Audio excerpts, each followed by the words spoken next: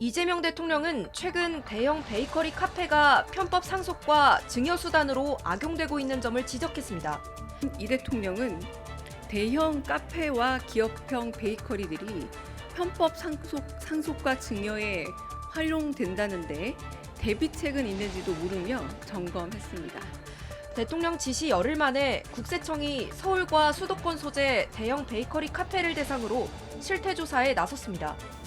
이번 조사의 핵심은 중소기업의 승계를 돕기 위해 상속세를 최대 600억 원까지 깎아주는 가업 상속 공제를 악용했는지 여부입니다. 현행법상 제과점은 공제 대상에 포함되지만 커피 전문점은 제외되는 만큼 업종을 위장해 운영하는 매장이 주요 점검 대상이 됩니다. 베이커리 카페로 사업자 등록을 한 것과 달리 제빵과 제과시설 없이 커피 전문점으로 운영되는지 살펴보는 겁니다. 카페 부지 안에 개인 주택을 짓는 등 가업 자산이 사적으로 유용되는지도 집중적으로 들여다볼 예정입니다. 조사 과정에서 명백한 탈세 혐의가 확인될 경우 즉시 정식 세무조사로 전환해 엄정하게 대응한다는 방침입니다. 정부는 이번 실태조사 결과를 바탕으로 가업 상속공제 제도의 허점을 보완할 수 있는 구체적인 개선안을 마련하기로 했습니다. 우리가 이건 많이 좀 다뤘었잖아요. 그래서 저 교회나 뭐 이렇게 좀 이렇게 한적한 데 가면 막 어마어마한 뭐 몇백 평 규모로 막 카페 이렇게 세워놓고 또 대진도 엄청 넓어요. 그런 데다가 막 주차장 막 잔뜩 해놓고 그래서 이제 신기해서 이제 가보면 그런데 뭐 빵 당연히 팔죠. 근데 그런 데가 알고 보니까 이게 상속의 도구로 많이 쓰인다. 이런 걸 이제 뉴스에서 많이 봤는데 요거를 이제 잡아내기가 빵을 거기서 만들면 못 잡고 빵을 안 만드는 건 잡는다는 거예요? 빵을 만들면 되잖아 그러면. 이게 참 안타까운 얘기인데 네.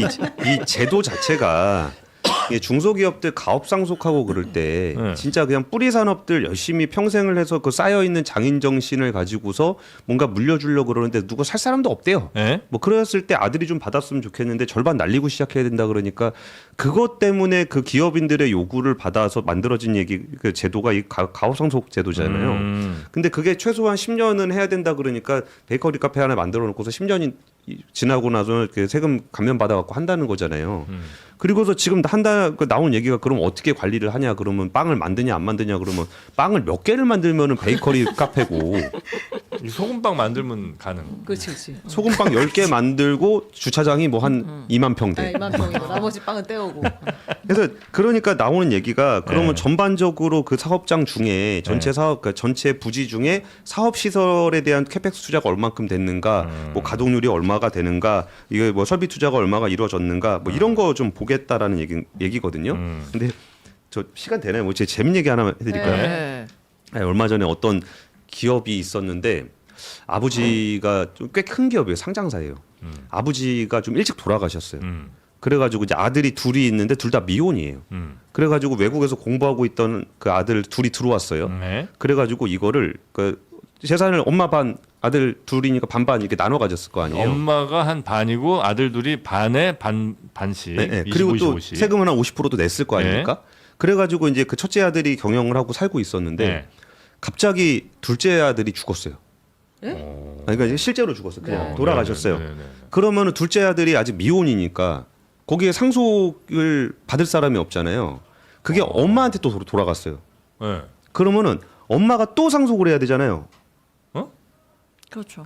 비속이 없으면 엄마가 돌아가시면 올라가요. 네, 네. 그럼 또 세금을 내야 되잖아요. 그러니까 내려갈 때 한 번, 올라갈 때 한 번, 내려갈 때 또 한 번. 네. 네. 그리고서 이번에 갑자기 그 첫째 아들이 원래 사장을 하고 있었거든요. 네. 근데 엄마가 갑자기 사장이 됐어요. 그래갖고 둘째 지분을 가지고 엄마가 사장을 하고 싶었던 건가? 경영권 분쟁인가? 첫째 아들과? 그런 소문이 돌다가 이거 올라갈 때 내고 내려갈 때 내고 막 하다 보니까 세금을 너무 많이 낸 거예요. 그래가지고 최소한 엄마가 10년 이상은 경영을 해서 물려줘야 가업 상속이 된다. 그런 얘기들을 하더라고요. 그러니까 실제로 이게 여기는 진짜 경영을 하는 데거든요. 가업을 받아가지고. 그리고 정작 그런 데서는 밑으로 내고 위로 내고 하다가 지분 다 없어지고 그러니까 이제 어머니는 경영을 뭐 해야 되나 말아야 되나 모르겠는데 엄마가 일단 10년은 사장님을 하셔야 되는 상황이고 누군가는 여기다 베이커리 카페 만들어가지고 주차장 쫙 깔아놓고 하고 있고 이런 부분들은 정말 국세청에서 엄단해야 되는 문제라고 생각을 해요. 이걸 모든 사람을 완벽하게 통제를 할 수는 없습니다. 그러니까 이럴 때는 원래 경찰이 도둑을 놓칠 수도 있잖아요.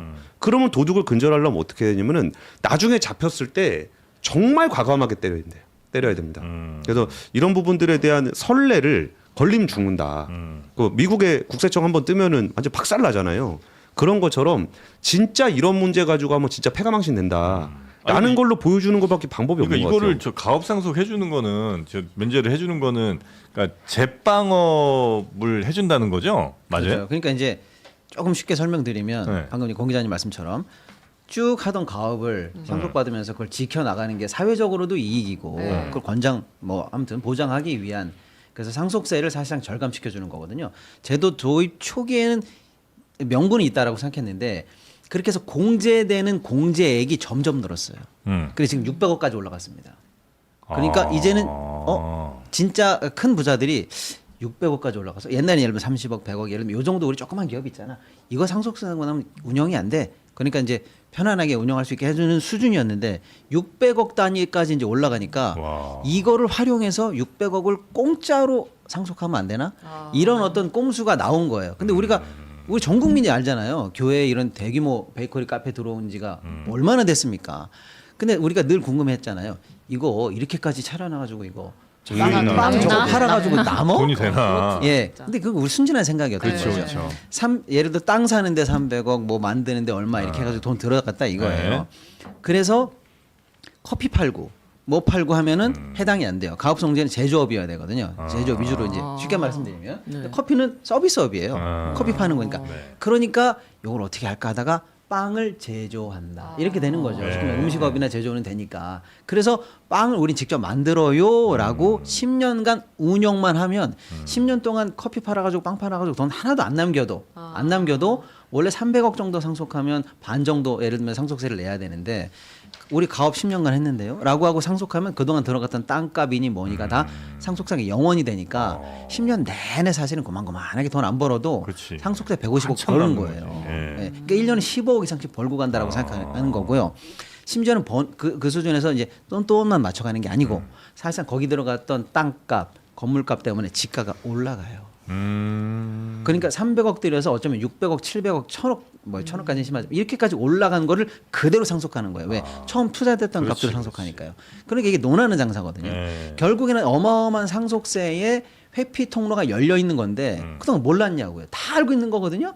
근데 이걸 여태까지 방치했다라는 측면에서 사실은 관계 당국이나 이런 것들이 도대체 조세 정의를 어떻게 하려고 그러는 거냐라는 측면에서 크게 비판받아야 된다고 생각하고 네. 근데 문제는 뭐냐면 이제 국민들이 조금 이제 아시는 분들이 생긴 거예요.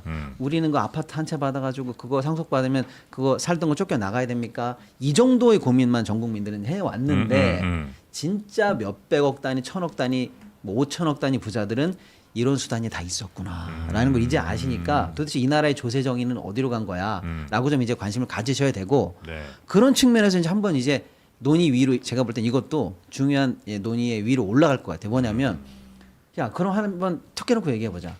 상속 어떻게 해야 되냐? 한번 왔다 갔다 하고 나면 이제 그래서 그런 얘기가 있어요. 이 대를 건너가면 기업은 이제 남의 기업이 된다. 이런 얘기가 그건 실제로 맞아요. 50% 까이고 50% 까이면 없어지니까요. 네. 그런 측면에서 도대체 우린 가업 상속이라든지 대기업 대주주들의 상속 문제는 어떻게 다룰 거냐 또는 우리가 상속세 전체를 그럼 어떻게 다룰 거냐 그러면 늘 하는 얘기가 상속세가 너무 높아 이런 비판이 우리나라에 늘 있거든요. 상속세만 띄고 놓고 보면 높은 게 맞아요. 그런데 우리는 또 소득세가 나죠. 예를 들면은요. 소득세는 높고 자산 보유세가 좀 낮죠. 네, 그리고 면세 포인트가 너무 많아요. 우리는. 그래서 보통 분들의 70%는 사실 세금을 안 내셔요. 엄밀히 말씀드리면. 네, 네. 그러니까 이런 것들을 다 종합적으로 고려해서 우리는 어디로 갈 거냐. 평소에 자기가 벌어서 자기가 쓰는 거는 낮은 포인트로 가면서 경제를 활성화시키는 나라로 갈 거냐.